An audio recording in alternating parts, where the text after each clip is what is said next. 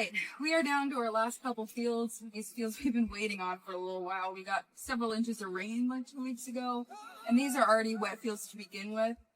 So we haven't gotten it done yet, which is unfortunate. But there's more rain coming, so we're mudding it in. I'm following with the roller. This is that weird ground. I think I talked about it last year. Like, the hilltops you can get stuck in. Like, they have random springs in them, and, like, it's just so weird, this area. But let's get to it.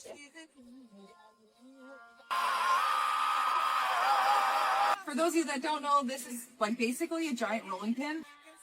And the number one reason that we use it, which... And notice we don't have a ton of rocks, but its job is to push down the rocks that the road might have pushed up. And the reasoning for that is when the combine rolls through in the fall, it has a flex head on it, which basically brings the ground as close as it can to pick up those bottom pods on the bean plant.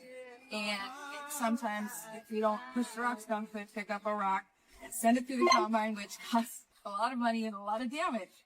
And so we're trying to prevent that. And another reason is because this ground is wetter. The drill might not be doing the greatest job with its closing wheel to close the seed trench, get seed to soil contact.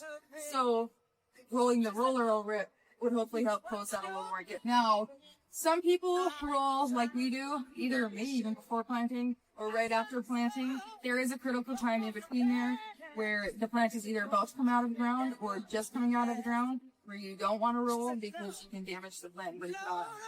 Once it gets to what's called the first trifoliate, which is when it forms its first 3 leaves, that you can roll it over the plant. You just want to make sure that it's maybe a day where it's hotter, so you don't wreck the plant. It's more flexible at that time.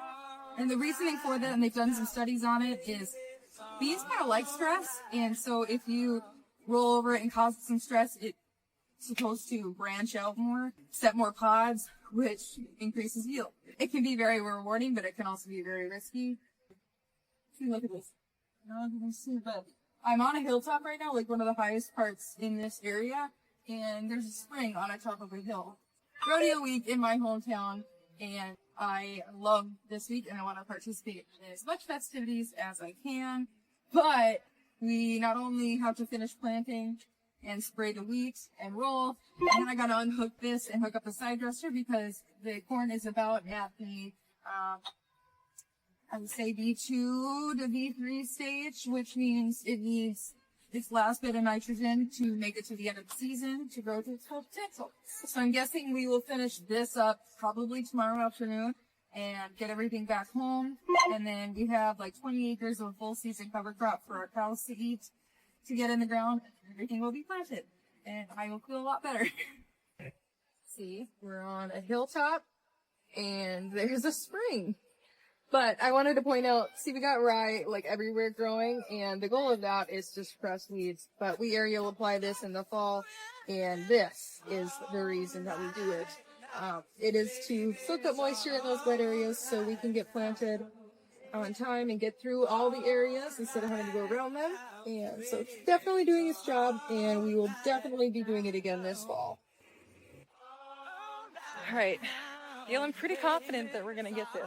I got onto the last field, and that one should be an easy field. He should have a quick day and get things back tomorrow. So